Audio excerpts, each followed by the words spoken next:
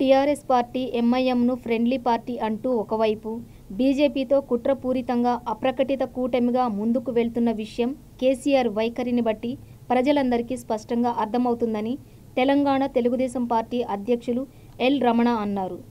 బషీర్బాగ్లోని press క్లబ్లో meet the press కార్యక్రమంలో రమణ మాట్లాడుతూ రాష్ట్రంలో గల అన్ని పార్టీలు కేసీఆర్ వైఖరిని నయా పెత్తందారి పాలనకు వ్యతిరేకంగా ప్రజా సంక్షేమమే ప్రధాన ధ్యేయంగా ప్రజాకూటమి ఏర్పడిందని అన్నారు.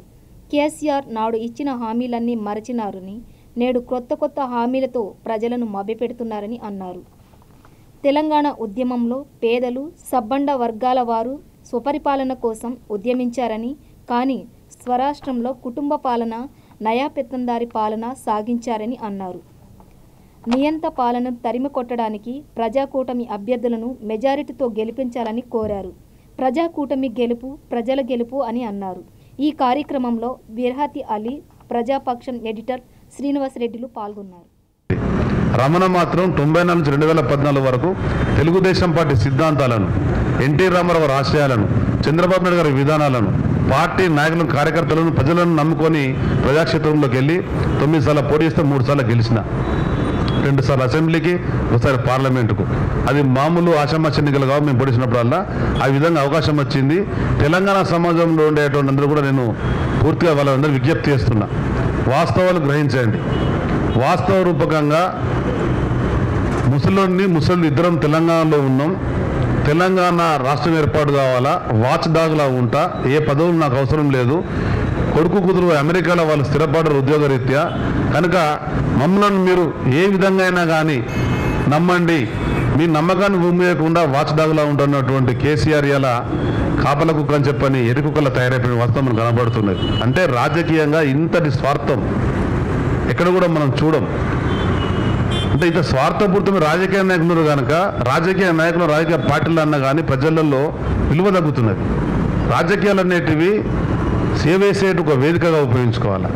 అనేక సంఘాలలో ఉండేటువంటి అత్యున్నతమైనటువంటి ఆలోచన విధానాల నుండి సమాజానికి శ్రేయస్సు కోరేటువంటి వ్యక్తులకు ఒకవైపు ఎన్నికలలో పోటీ చేసుకుంటే అవకాశం వస్తుంది. ఎన్నికల పోటీ అవకాశం లేకపోతే మరొక పెద్ద సభ ఉన్నది, అది కౌన్సిలే కానీ రాజ్యసభే కానీ, దాని ద్వారా కానీ వాళ్ళ సేవలు కానీ వాళ్ళ ఉపయోగించే అవకాశం ఈ దేశంలో రాజ్యాంగం మనకి ఇచ్చింది. కనుక రమణగా ఈ పార్టీని నడిపిస్తూ ప్రజా సంక్షేమమే ధ్యేయంగా ప్రజల కొరకు ఆనాడు ఏ విధంగా అయితే తెలంగాణ రావాలని తృణప్రాయంగా ప్రారంభించి త్యాగాలిచ్చినటువంటి బిడ్డలకు మనమంతా అని ఆ గౌరవం ఇవ్వాలా, వాళ్ళ ఆత్మశాంతి కలిగించాలనే ఉద్దేశంతో స్వార్థ రాజకీయాలు పక్కన పెట్టాలా, వ్యక్తి ప్రధానం కాదు వ్యవస్థ ప్రధానం అని చెప్పే ఉద్దేశంతోనే ముందుకు తెలియజేస్తున్నా. హైదరాబాద్లో హైటెక్ సిటీ డెవలప్ చేసిన చెప్పుకున్న తెలుగుదేశం వాళ్ళు మహబూబ్నగర్ను దత్తత తీసుకున్న చంద్రబాబు నాయుడు వలసలు ఆపలేకపోయారు. 24 గంటల కరెంట్ ఇచ్చి రైతులు ఆదుకున్నాం మేము, అదే రైతులను కాల్ చంపింది తెలుగుదేశం వాళ్ళు అనే ప్రశ్న వేశారు సార్. దానికి ఏం చెప్తారు మీరు? మనము ఏ పని చేయాలనే ఒకేసారి అనేకమైనటువంటి మార్పులు రావు. అది వ్యక్తిగా కానీ, వ్యవస్థలో కానీ, సమాజంలో కానీ. ఒకనాడు మహబూబ్నగర్ తెలుగుదేశం పార్టీ పెట్టక ముందు, ప్రభుత్వం రాకముందు ఏ విధంగా ఉండే, ప్రభుత్వం వచ్చిన తర్వాత ఎలాంటి మార్పు వచ్చింది, ఆ జిల్లాలో ఎత్తిపోతల పథకాలకు అంకురార్పణించినటువంటి పార్టీ ప్రభుత్వం తెలుగుదేశం. ప్రపంచంలోనే లిఫ్ట్లు అనేటివి ఎక్కడ ఏర్పడిస్తున్నా కానీ ఫెయిల్ అయినాయి. మొట్టమొదటిసారిగా ఏఎంఆర్ ప్రాజెక్ట్ ఎలిమినేటివ్ మాధురెడ్డి గారు పెరిగినటువంటి ఎత్తిపోతల పథకం విజయవంతమైంది. దానికే స్ఫూర్తి కలవగుర్తే కానీ, అదేవిధంగా జిల్లాలో ఉండే అనేకమైనటువంటి ప్రాజెక్టులకు రూపకల్పన చేసింది తెలుగుదేశం పార్టీ. 2004కు ముందు అరకూర నిధులతోని ప్రభుత్వ పాలకులుగా చూసినాం తెలుగుదేశం పార్టీ ఉన్నప్పుడు. కేవలం ప్రభుత్వ ఉద్యోగులు జీతాలు చెల్లించాలంటే కూడా ఓడేసుకునే పరిస్థితి ఉంటుండే. అటువంటి దాన్ని ఆర్థిక సంస్కరణలు స్వర్గీయ పివి నరసింహరావు గారు దేశంలో ప్రవేశపెట్టినప్పుడు ఉమ్మడి ఆంధ్రప్రదేశ్లో చంద్రబాబు నాయుడు గారు ముఖ్యమంత్రిగా, నాడు మంత్రిగా ఉండుంటి ఈ దేశంలో ఏవైనా రాష్ట్ర ప్రభుత్వ పరిపాలనను తొలగించాలా పాలకులు అని చెప్పాలంటే ఒకటేమో ఆర్థిక సంక్షోభం, రెండోదేమో శాంతి భద్రతలు. అంటే అంతటి ఆర్థిక సంక్షోభాన్ని హృదయాన్ని కఠినంగా చేసుకొని ఆర్థిక సంస్కరణలు తెచ్చి ఆ యొక్క ఫలితాలు భావి తరాలకు రావాలని చెప్పే ఉద్దేశంతో ఈ వలసలు ఆపాలని చెప్పని తెలంగాణ ఉద్యమ సమయంలో కేసీఆర్ చెప్పినటువంటి మాట, బొంబాయి, బొగ్గుబాయి, దుబాయ్ ఈ ప్రాంతాలకు వలసలు తీసుకొచ్చని చెప్పారు. బొంబాయికి వెళ్ళి తీసుకురాలేదు, బొగ్గుబాయిలకు జీవితాల్లో మార్పు రాలేదు, దుబాయ్లో వాళ్ళు రాలేదు. అంటే ఆ విధంగా మాటలకు పరిమితమైనటువంటి అధికార పార్టీ 53 నెలల్లో 8 లక్షల కోట్లు ఖర్చు పెడితే నేటి వరకు కూడా ప్రభుత్వం లెక్కలు చెప్పకపోను ఆర్బీఐ వాళ్ళకి అక్షింతలేసింది. ఈ యొక్క కేసీఆర్ ప్రభుత్వ పరిపాలనలో పెట్టుబడులు పెట్టవలసిన పెట్టకుండా అనవసరం చోట ఖర్చు పెట్టేసి దుబారా ఖర్చు పెట్టేసి నిధులన్నీ దుర్వినియోగమైనవి. ఆర్థిక సంక్షోభంలో ఇలా ఆర్థిక ఎదిగినటువంటి రాష్ట్రం, సుసంపన్నమైన తెలంగాణ రాష్ట్రం, ధనిక రాష్ట్రం, మిగులు బడ్జెట్, ఆదాయం రోజు పెడుతున్నటువంటి రాష్ట్రంలో ఇవాళ దివాల్సిన పరిస్థితి. దానికి కారణం కేసీఆర్ వైఖరి, కేసీఆర్ ప్రభుత్వ నిర్లక్ష్య వైఖరి. ఆనాడు చంద్రబాబు నాయుడు గారు తెలుగుదేశం పార్టీ చేసినటువంటి మార్పుల వల్లనే మహబూబ్ నగర్ ఇలా ఎదిగింది కొంతమేరకైనా కానీ. ఆ విధంగా ముందుకెళ్ళడం, హైటెక్ సిటీ అన్వయించడం వల్ల అదే కార్యక్రమాలు జరిగినాయి. రైతు సంబంధించినటువంటిది, రైతుల పట్ల వాళ్ళు మాట్లాడేటువంటి మాటలు. కేసీఆర్ ప్రాతినిధ్యమిస్తున్నటువంటి గజ్వెల్ ప్రాంతంలోని తుఫ్రాన్లో రైతుల మీద దాడి చేసి రక్తాన్ని కలుస్తున్నటువంటి వ్యక్తి పార్టీ కేసీఆర్. ఖమ్మంలో ఉండే గిరిజన రైతులు మాకు గిట్టుబాటు ధర రావడం లేదంటే బేడలేసి జిల్లాపాల్సినటువంటి ప్రభుత్వం కేసీఆర్ టీఆర్ఎస్ పార్టీ. అంటే ఈ విధంగా చేసినటువంటి వాళ్ళు మమ్మల్ని అనేటువంటి నైతిక అర్హత లేదని చెప్పి సందర్భంగా తెలియస్తూ రైతాంగం అంతా రైతాంగ శ్రేయస్ కొరకు తెలుగుదేశం పార్టీ 4 ఏళ్లలో రైతు భరోసా, రైతు పోరు, దాని ద్వారా 10,000 కోట్ల ప్రత్యేక నిధితో ముందుకు రాబోతున్నాం. సార్, నేను సతీష్ అండి, హెచ్ఎంటీవీ రిపోర్టర్ని. సార్, రాబోయే ఎన్నికల తర్వాత ప్రజాకూటమి ప్రభుత్వం ఏర్పడితే తెలుగుదేశం పార్టీ ఆ ప్రభుత్వంలో చేరుతుందా? ఎల్లమ్మ గారు పోటీ చేయట్లేదు కానీ ప్రభుత్వంలో మీ పాత్ర ఏ విధంగా ఉండబోతుంది సార్? జాతీయ స్థాయిలో ఏ విధంగా అయితే ఎన్డీఏ, యూపీఏ అన్ని భాగస్వామ్య పక్షాలలో అవసరమైన మేరకు సర్దుబాటు చేసుకుంటూ ముందుకెళ్ళని చెప్పి అనుకున్నాం. ఈ కూటమి అని ప్రకటించిన నాడు కూటమి అనేది ఏర్పడదని చెప్పని మాట్లాడింది కేసీఆర్ కుటుంబం. కూటమిని ఏర్పాటు చేసుకున్నాం. కూటమి అనేది నిలబడాలని అనుకున్నారు, నిలబెట్టుకున్నాం. కూటమి అనేది కలిసి పోదు అని చెప్పన్నారు. 2-3 చోట్ల ఇబ్బంది కావచ్చు కానీ 119 స్థానాలలో 115లో ఒక స్పష్టత ఉన్న విధంగా ముందుకెళ్తున్నటువంటి పరిస్థితి. అదేవిధంగా ప్రజలు ఆశీర్వదిస్తున్న పూర్తి విశ్వాసం ఉంది, నమ్మకం ఉంది. ప్రజాకూటమి ప్రభుత్వంలోకి వస్తుంది. ఏ వర్గాలకు, ఏ నాయకత్వానికి వాళ్ళకున్న అనుభవం అనుగుణంగా వాళ్ళ అవసరాల మేరకు ప్రభుత్వ పరిపాలనలో కామన్ మినిమం ప్రోగ్రాం అమలు చేయడంలో అవసరమైన వ్యక్తులకు, అవసరమైన పార్టీలకు సమిష్టిగా ఆలోచించుకుంటాం. ఆ విధంగా అవకాశం కల్పించుకుంటాం. ప్రజాశ్రేయస్సే ప్రాధాన్యంగా ముందుకెళ్తాం. వ్యక్తుల ప్రాధాన్యత ఎప్పుడు ఉండదు. Narender, V6 channel. TRS party అధికారంలోకి వస్తే సుస్థిర పాలన ఉంటుంది, మహాకూటమి అధికారంలోకి వస్తే ఒక్కరి జీవితం విస్తరిత పాలన కొనసాగిస్తారు అనేది ఆరోపణ పదే చేస్తున్నారు టీఆర్ఎస్ వాళ్ళు. అలాగే అమరావతి నుంచే రిమోట్తో చంద్రబాబు ఇక్కడ పాలన చేస్తారని దాన్ని ఎట్లాంటి భరోసా ఇస్తారు? ఒక్కసారి టీఆర్ఎస్ పార్టీ అధికారానికి ఇస్తేనే కేసీఆర్ కుటుంబం అనుభవించుకున్నారు. మరొకసారి అవకాశం ఇస్తే మనవానికి అవకాశం ఇచ్చే పరిస్థితి వస్తుంది. కేసీఆర్ కుటుంబంలో తెలుగుదేశం పార్టీ ప్రజాస్వామ్యయుతంగా ముందుకెళ్తున్నది. 4 సంవత్సరాలుగా తెలుగుదేశం పార్టీ తెలంగాణ రాష్ట్రంలో ఉండే అన్ని సమస్యల పట్ల మేముగా స్పందిస్తున్నాము. ఒక రాష్ట్రంలో ఉండే పార్టీ ఒక జాతీయ పార్టీగా మారినప్పుడు ఆ జాతీయ స్థాయిలో ఉన్న నాయకత్వం సూచనలు సలహాలు ఇవ్వడం సహజం. అది కాంగ్రెస్ పార్టీ కావచ్చు, అది కమ్యూనిస్ట్ పార్టీలు కావచ్చు, ఇతర ఏ రాజకీయ పార్టీ అయినా కానీ అది పార్టీలోని నియమాలు. దానికి అనుగుణంగానే తెలుగుదేశం పార్టీ తెలంగాణ రాష్ట్రంలో పుట్టినటువంటి పార్టీ.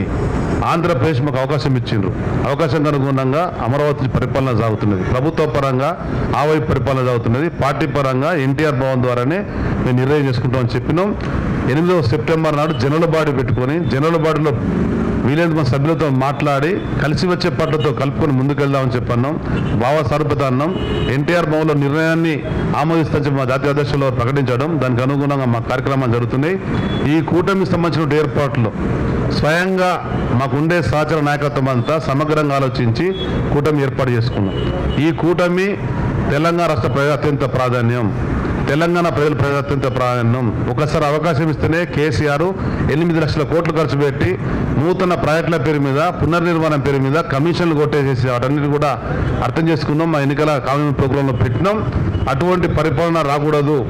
ప్రజాస్వామ్య శ్రేయస్ కోరే పరిపాలన రావాలా, ఒక పారదర్శక ప్రభుత్వం రావాలా, ముఖ్యమంత్రి అనే వాళ్ళు సచివాలయంకి వెళ్ళి పరిపాలన అజమ చేయాలా, ఫామ్ హౌస్లో వండుకునేటువంటి పరిపాలన వద్దని చెప్పని తెలంగాణ సమాజం పిలిపించినాం. దానికి అనుగుణంగా తెలంగాణ శ్రేయస్ కొరకు పాటుపడేటువంటి 4 పార్టీల సంబంధించినటువంటి కామన్ మినిమం ప్రోగ్రాంలో ఒక చట్టబద్ధమైన కమిటీ ఏర్పరుచుకుంటాం. దానికి కోదండరామ్ గారు పెద్దలు చైర్మన్గా ఉంటున్నారు.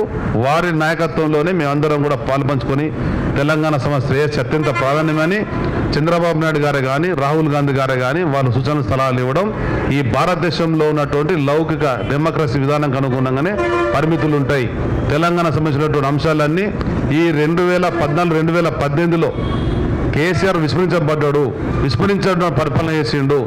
ఆ పరిపాలన కాకుండా పట్టించుకునేటువంటి పరిపాలనగా మా పార్టీ ప్రభుత్వాలు ఉంటాయి. హలో సార్, నేను వెంకట్ పయనీరు సార్. ఇప్పుడు టీఆర్ఎస్ ఇక్కడ 63 నుంచి 93 దాకా సభ్యుల్ని పెంచుకున్నది వేరే పార్టీ వాళ్ళని తీసుకొని, ఇంక్లూడింగ్ టీడీపీ అన్నారు సార్.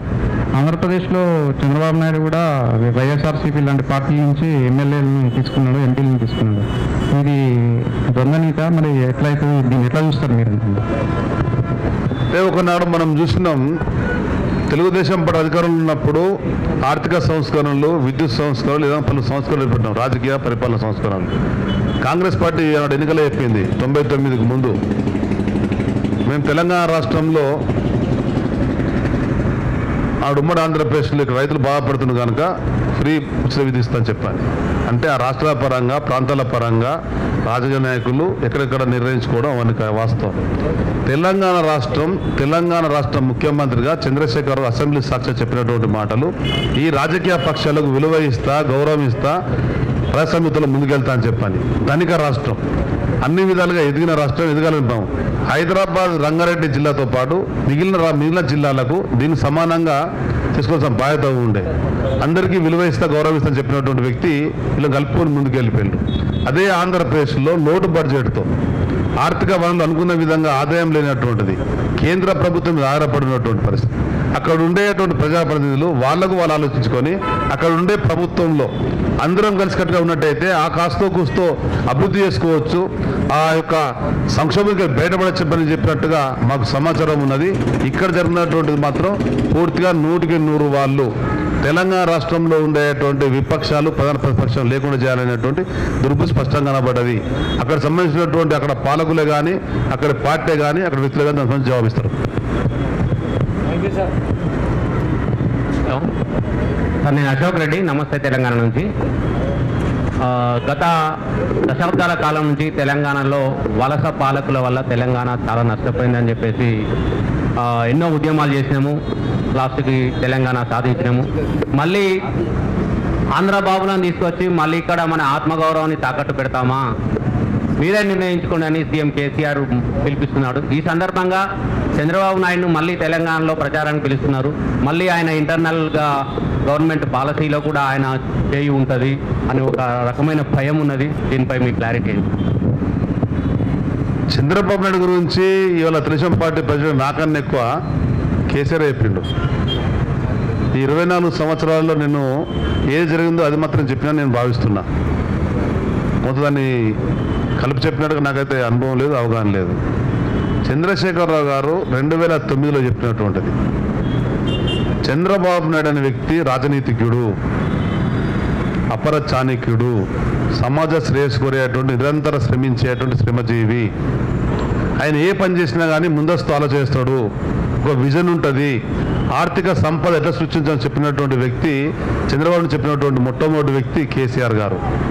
మరి అటువంటి వ్యక్తి ఆనాడు ఆ విధంగా, ఈనాడు ఈ విధంగా మాట్లాడితే ప్రజలే ఆలోచిస్తున్నారు.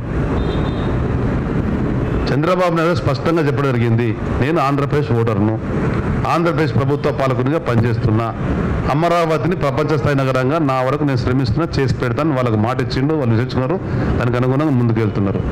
ఇదే చంద్రశేఖరరావు గారు 4 సంవత్సరాలుగా ఆయన ఫామ్ హౌస్లో యజ్ఞంగా చేసినప్పుడు చంద్రబాబు నాయుడు గారు పిలుచుకున్నాడు.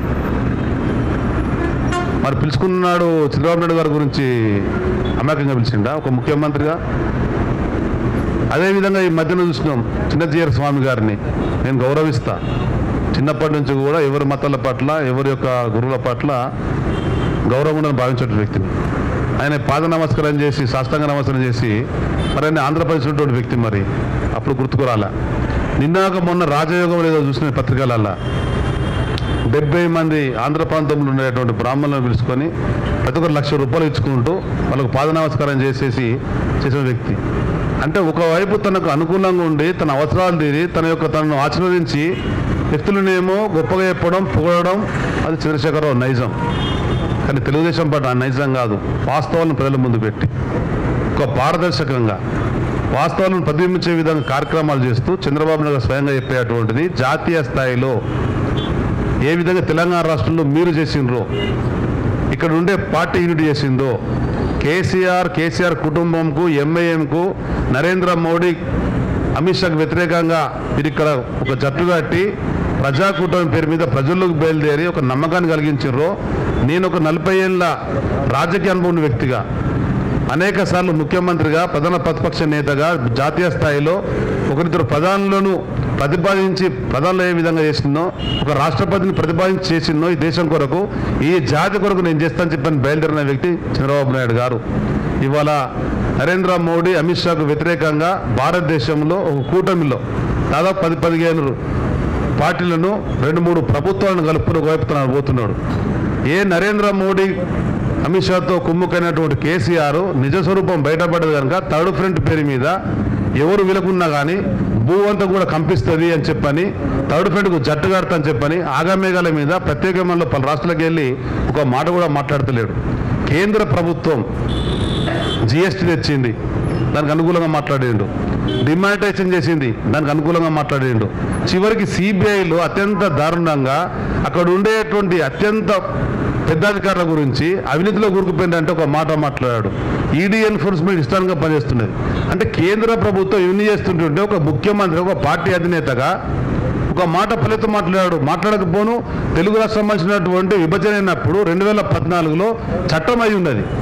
అటువైపున స్పెషల్ స్టాటస్, ఇటువైపున పనులతో కూడినటువంటి పరిశ్రమలు అని చెప్పని ఆ చట్టంలో స్పష్టంగా ఉన్నది.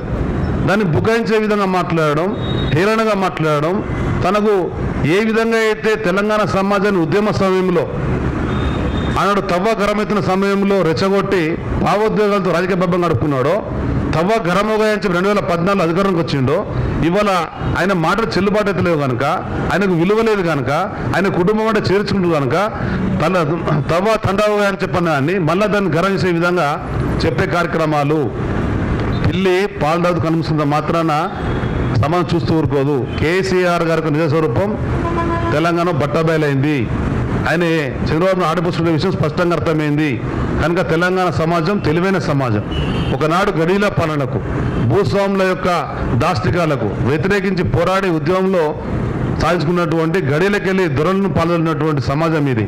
ఈ నయా గడి పాలన, ఈ నయా దొర పాలన తెలంగాణ సమాజం ఎప్పటికి ఒప్పుకోదు కనుక ఈరోజు మరొకసారి మభ్యపెట్టాలని చెప్పని చంద్రబాబు నాయుడు గారిని ఏ విధంగా అయితే అన్నాడు తెలంగాణ ఉద్యమ సమయంలో 2 సార్లు లేఖలు ఇచ్చినా కానీ ఆ లేఖలను హోంశాఖ స్వీకరించిన, శ్రీకృష్ణ కమిషన్ స్వీకరించిన, వాటిని కేంద్ర ప్రభుత్వం పరిశీలించి చట్టం చేసి తెలంగాణ ఏర్పాటు చేసిన ఆయనకు మాత్రం ఇవన్నీ కనబడాయి. తను ఒక్కడే ఉద్యమం చేసినట్టు ఇన్ని 100 మంది ప్రాణాలు తృణపాలు సాధించుకున్నట్టు తెలంగాణ, 1000 మంది జైళ్ళ పాలైనటువంటి తెలంగాణ సాధించుకున్నట్టు దాన్ని ఆయన ఒక్కడుగా అనుకుంటున్నాడు. ఆ బ్రహ్మలలో ఉన్నాడు. ఆయన చెప్పే మాటలు ఎవరు విశ్వసించని తెలియజేస్తున్నారు. నా పేరు శరత్ బాబు అండి. తెరాస అధికారంలోకి వచ్చాక రాజీవ్ గురకల్ప కోసము ధ్వని పేపర్ ఫోటోగ్రాఫర్ అండి. తెరాస అధికారంలోకి వచ్చాక రాజీవ్ గురకల్ప కోసం అని చెప్పి దాదాపు అన్ని ప్రాంతాల్లో ఉన్న ప్రదేశాలకు వెళ్ళారు. లబ్ధిదారులతో మాట్లాడారు. వాళ్ళకి ఎవరికి కూడా అశాంతంగా ఉన్న ఇళ్ళని మాకు చూపించారు కదా. ఇప్పుడు మహాకూటమి అధికారంలోకి వచ్చాక వారికి ఏ రకంగా లబ్ధి చేకూరుస్తారు? ఆశల పల్లెలో ఉంచడం ఈయనకు అలవాటు. కేసీఆర్ మొదటికెళ్ళి ప్రజలను తన వైపు తిప్పుకోవడం, తనకు ఎజెండా ఫిక్స్ చేయడం, దాని చుట్టూ అందరూ తిప్పుకునే ముచ్చట. అది తెలంగాణ ఉద్యమ సమయంలో కావచ్చు, ప్రభుత్వ పాలకులు కావచ్చు. ప్రతిదీ ఒక విషయాన్ని ముందు పెడతాడు, అందరిని ఆకర్షిపోతాడు, అలసిపోయేసేసి దాన్ని పట్టు నడుస్తూ తన వైపు రెస్ట్ తీసుకుంటాడు. అది ఉద్యమ సమయంలో చూస్తున్నాం, పాలకుని చూస్తున్నాం. ఇటువంటి పథకాలన్నీ కూడా వాస్తవంగా కేంద్ర ప్రభుత్వం ఇచ్చేటువంటి ఈ హౌసింగ్ స్కీమ్కు నిధులను అనుభవించినట్టయితే సగం సమస్యలు పరిష్కారం అవుతుండే. వచ్చినటువంటి నిధులను కూడా ఇతర పథకాలకు మళ్లింపేసిండు. పొరుగు నుండేటువంటి రాష్ట్రం లక్షల ఇళ్ల నిర్వహణ చేసి పేదవాళ్లకు గృహ అవకాశం కల్పించి ఒకవైపు ముందుకెళ్తున్నారు. అందుకనే మేము ఇందులో మా పార్టీల వారుగా మేనిఫెస్టో పెట్టినాం. 5 లక్షల రూపాయలతో కూడినటువంటి ఇంటి పథకం ఇస్తామని చెప్పని, మిగిలిపోయిన 2 లక్షల రూపాయలు ఇస్తామని చెప్పని, ఎక్కడైతే నిజంగా వాళ్ళు ఇల్లు లేనటువంటి నిరుపేదలు ఇళ్ల కిరాయికి ఉంటుండ్రో వాళ్ళకు 50,000 రూపాయలు ఉన్నటువంటి సంవత్సరం బెనిఫిట్ ఇస్తామని చెప్పని ఒక స్పష్టంగా ప్రజాకూటమి చెప్పింది. ప్రజాశ్రేయస్ కొరకు ఎవరైతే ప్రభుత్వం మీద ఆధారపడినటువంటి వర్గాలకు కేసీఆర్ కుటుంబ పరిపాలనలో విస్మరించబడినటువంటి ఆ యొక్క వ్యక్తుల కుటుంబాలకి కానీ వర్గాలకి కానీ సహేతుకమైనటువంటి సహజన్యాయమైనటువంటి విధంగా ముందుకు వస్తాం. సార్ ప్రదీప్ సార్ సాక్షి టీవీ. ఇందాక మీరు మాట్లాడుతూ టీడీపీ అనేది తెలంగాణలో పుట్టిన పార్టీ, అక్కడ మాకు అవకాశం వచ్చింది కాబట్టి అక్కడ అధికారంలో ఉన్నాం అంటే ఏంటి, నేరుగా సూటిగా టీడీపీ తెలంగాణ పార్టీ అని చెప్పదలుచుకున్నారా? రెండోది, నిన్న మీరు కామన్ మినిమం ప్రోగ్రామ్గా విడుదల చేసిన 2 లక్షల రుణమాఫీ ఏకకాలంలో అధికారంలోకి వచ్చిన వెంటనే అన్నారు. అంటే దాదాపుగా 30,000 కోట్ల రుణాలు ఉన్నాయి. అది ఆల్రెడీ ఇప్పటికే కేసీఆర్ అట్లా తెలంగాణగా మార్చాడు. కనీసానికి పాలనకు పైసలు లేక ముందస్తు ఎన్నికలకు వెళ్ళారన్నారు. ఏ విధంగా వాటిని రుణమాఫీ ఏదైతే ఏపీలో అధికారంలోకి ఏ విధంగా వచ్చారో సేమ్ అక్కడ విస్మరించారో సేమ్ అట్లాగే ఉంటుందా? పూర్తి స్థాయిలో చేస్తారా? తెలుగుదేశం పార్టీ తెలంగాణ నడిబొడ్డులో హైదరాబాద్లో స్థాపించబడి స్వర్గీయ ఎన్టీ రామారావు గారు అక్కడ నియమల కోటలో అనౌన్స్ చేసి దానికి అనుగుణంగా ఇక్కడ ఎన్టీఆర్ భవన్ కార్యక్రమాలు జరుగుతున్నాయి. మా పార్టీ తెలుగు వారి కోసం పెట్టినటువంటి పార్టీ. తెలుగువారు ఎక్కడున్నా కానీ ప్రపంచంలో ఏదైనా సమస్య వచ్చినా ఇబ్బంది వచ్చినా స్పందించేటువంటి మొట్టమొదటి పార్టీ. ఈ మధ్యన ఉత్తర భారతదేశంలో పెద్ద ఎత్తున వలసినప్పుడు ఇబ్బంది పడ్డా కానీ ఆస్ట్రేలియాలో కానీ అమెరికాలో కానీ గల్ఫ్లో కానీ వాళ్ళకి ఏ అవసరం పడ్డా చేస్తున్నాం. తెలుగుదేశం పార్టీ అక్కడ ఉమ్మడి ఆంధ్రప్రదేశ్లో చివరి ఎన్నికలలో పోటీ చేస్తున్నాం. 2010-14 మధ్యన నలువైపులో పోటీ చేస్తే ఆ ఉద్యమ సమయంలో అటువైపు వైఎస్ఆర్ పార్టీ ఇటువైపు కేసీఆర్ పార్టీ అన్ని రెచ్చగొట్టి భావోద్వేగాలతో సెంటిమెంట్తో మమ్మల్ని ఇబ్బంది పెట్టినా ప్రజలు మా నాయకత్వాన్ని నమ్మిరు. ఒక అనుభవకున్నటువంటి చంద్రబాబు నాయుడు వల్లనే విడిచిపడ్డటువంటి ఆంధ్రప్రదేశ్కు ఆయనకు అప్పచెప్పినట్టయితేనే ఆ స్థాయిగా వాళ్ళ యొక్క జీవన ప్రమాణాలు మెయింటైన్ చేసే ప్రదేశంతో వాళ్ళకి ఇచ్చిండ్రు. తెలుగుదేశం పార్టీ ఈరోజు జాతీయ పార్టీగా అవతరించాలని చెప్పారు. అవసరమైన చోట అవకాశం ఉన్న చోట ఏ ప్రజలైతే వాళ్ళు కోరుకుంటారో కోరుకునే ప్రతి చోట కూడా పోటీ చేయాలని దేశంతో ఉన్నది. ఆంధ్రప్రదేశ్లో పూర్తి స్థాయిలో కొనసాగింపబడుతుంది, తెలంగాణలో అదేవిధంగా కొనసాగింపబడుతుంది. వివిధ రాష్ట్రాలలో కలిసి వచ్చేటువంటి పట్లతో కలుపుకొని ముందుకెళ్తాము. 2014లో ఆర్థిక లోటు బడ్జెట్ ఉన్నటువంటి రాష్ట్రం ఆర్బీఐ చెప్పింది కొంత మేరకు ఉపశమనం జరిగింది, మెరుగైంది అని చెప్పాను. అటువంటి అనుభవజ్ఞులైనటువంటి శిక్షణ పొందినటువంటి అవగాహన ఉన్నటువంటి నాయకత్వం కాంగ్రెస్ పార్టీలో ఉంది, టీడీపీలో ఉంది. స్వర్గీయ పివి నరసింహారావు గారు ఉన్నప్పుడు ఆర్థిక వివరణ మంత్రిగా సెంట్రల్ ఫైనాన్స్ మినిస్టర్గా పెద్దలు మన్మోహన్ సింగ్ గారు ఉండరు. వారి నేతృత్వంలోనే ఈ దేశమంతా కూడా నాడు ఉమ్మడి ఆంధ్రప్రదేశ్లో మా నేతృత్వంలో ఆర్థిక సంపద సృష్టించబడ్డది. సృష్టించబడిన సంపద కేసీఆర్ కుటుంబానికి వాళ్ళ అనుమాయులకు అనుభవించే వాళ్ళకు దోపిడీ గురైంది కనుక అటువంటి దోపిడీని అరికట్టినట్టయితే ఈ సమస్యలన్నీ పరిష్కారం అవుతాయని పూర్తిగా విశ్వసిస్తున్నాము. ఆర్థిక సంపద సృష్టించే శక్తి ఈ పార్టీలకు ఉన్నవి. సృష్టించబడినటువంటి సంపదను వీళ్ళకు పంచవలసిన బాధ్యత మా మీద ఉన్నది. ఆ విధంగా అధిగమించడం తెలియజేస్తుంది.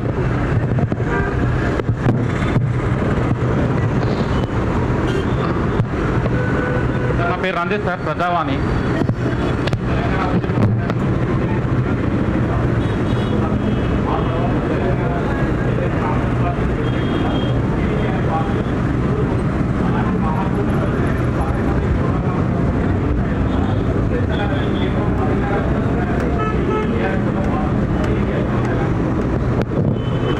ప్రజాస్వామ్యంలో ఎప్పటికప్పుడు వాస్తవాలను చర్చించుకుంటూ వాస్తవ దృక్పథంతో ముందుకెళ్ళినట్టయితే ఫలితాలు సాధిస్తాం. కొందరు వ్యక్తులు కుట్రపూరితంగా కొన్ని చేస్తే గమనించలేకపోయినప్పుడు నష్టపోతాం. తెలంగాణ ఉద్యమ సమయంలో కళింగ భవన్లో అఖిలపక్ష సమావేశాలు జరిగినాయి. మీరు అందులో పాల్గొనున్నా ప్రసారం మధ్య రికార్డ్ అయి ఉన్నా మీరు ఆ యొక్క పత్రిక వచ్చి ఉంటుంటే పత్రికలు వచ్చింది ప్రసారం మాధ్యమంలో క్లిప్పింగ్ ఉంటే పరిశీలించండి. తెలుగుదేశం పార్టీ పరంగా అక్కడ ఉండేటువంటి మిత్రుడు ఆనాడు TV5లో ఉండే జగిత్యాలకు చెందిన కళ్యాణ్ నాకు ఫోన్ చేసి, అన్న ఇట్లా కళింగపంలో అన్ని పార్టీల వాళ్ళు వచ్చారు, మీ పార్టీ పేరు ఎవరు కావడం లేదు, మీరు రండి అని. నాకు ఆహ్వానం లేదంటే ఇది ఆహ్వానం ఇచ్చే పార్టీ సమావేశం కాదు, తెలంగాణలో ఉండే అన్ని పక్షాలు ఉండేటువంటి ప్రముఖులు రావాలని ఆలోచన పెట్టుకున్నటువంటి రండి అని నేను ఇంటనే స్వయంగా అక్కడ వెళ్ళిన. అక్కడ పెద్దలందరూ కూడా అన్ని పార్టీలో వాళ్ళు ఉన్నారు. తెలుగుదేశం పార్టీ పరంగా నేను లోగానే వెళ్ళగానే 3 ఉండరు మా వాళ్ళు కూడా. అక్కడ నన్ను మాట్లాడమని చెప్పని చొరవ చెప్పింది చంద్రశేఖరరావు గారి కోదండరామ్ గారికి. కోదండరామ్ గారు నాకు అనుమతి ఇవ్వగానే నేను చెప్పినట్టు అత్యంత ప్రాధాన్యమైన అంశం తెలంగాణ సాధన, తెలంగాణ రాష్ట్రం ఇది అందరికీ సంబంధించినటువంటి అంశము. ఈ సాధనలో నీతిగా నిజాయితీగా మన నిబద్ధతో పనిచేయాలా. చేసే క్రమంలో మా రాజకీయ పార్టీల్లో స్వార్థాలు మాకుంటవి, వ్యక్తిగా కానీ పార్టీ పరంగా మాకుంటవి. వ్యక్తులు పార్టీలు చేసేటువంటి దుర్బుద్ధితో ఏమైనా చేస్తే ఆ వ్యక్తి ఆలోచనకో పార్టీ ఆలోచనకో ఈ కామన్ డయాస్ ఉపయోగపడ్డట్టయితే అనుకున్న లక్ష్యం సాధించలేము. అది గమనించాలని చెప్పిన వ్యక్తి రమణ.